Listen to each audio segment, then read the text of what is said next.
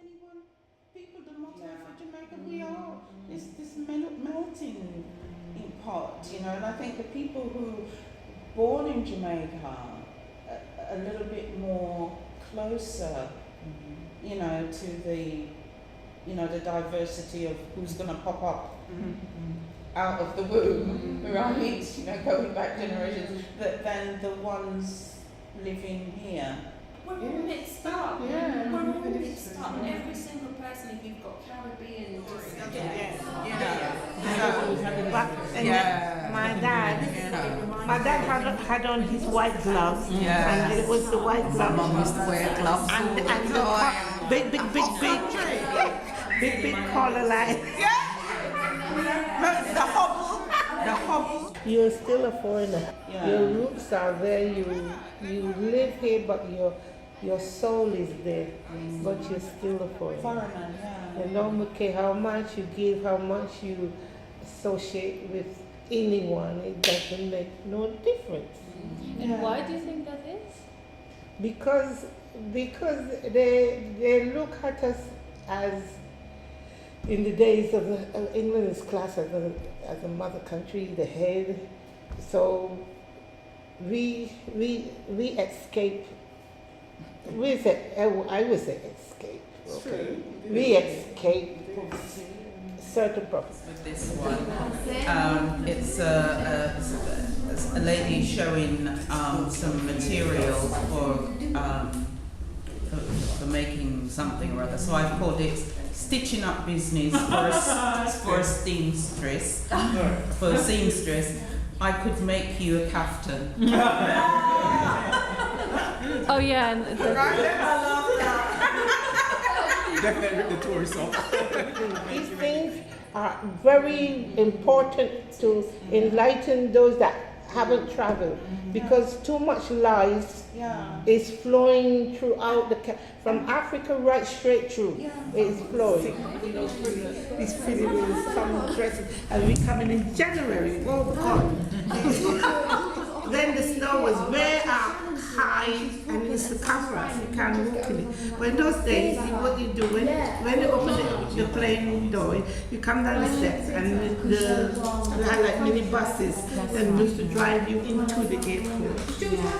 And I refuse to get off the plane. I refuse. They wanted to touch. I would not sleep or fly. I let my brothers and sisters sleep. I said, you won't sleep. Put your head down, sleep. So I'm gonna watch over you. I will. My eyes was open. They're giving me milk. They're giving me all these sorts of things, and I go to them. No. And I refuse. So when it came time to landing, don't open. They bring blankets to wrap us up because we had on summer It clothes. reminded you of that as well. So I refuse to get off. I refuse them even to touch. If they, I had a bad thing for them.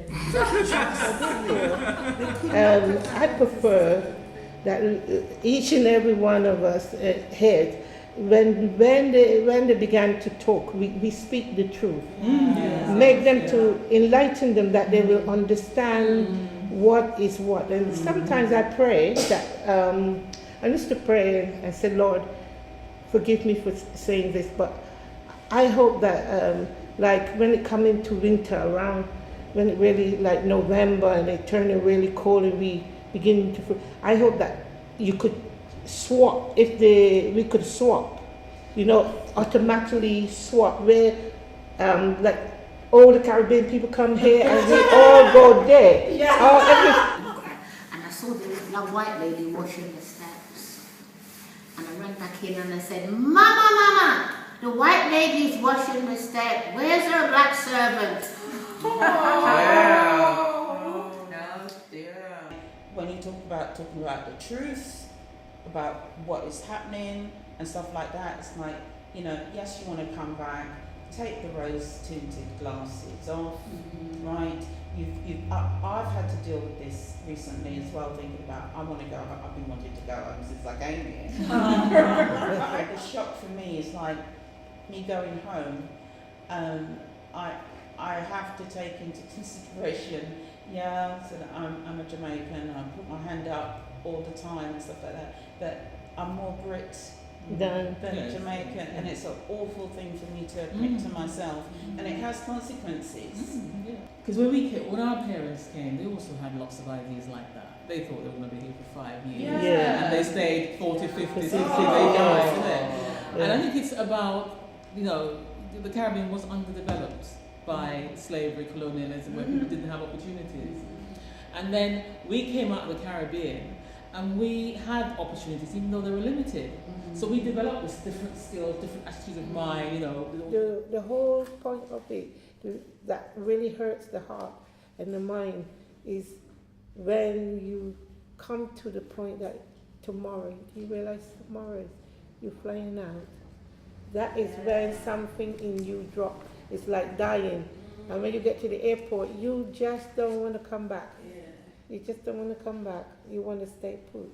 I find that every time I go home, and it comes to the next day, it's like something died.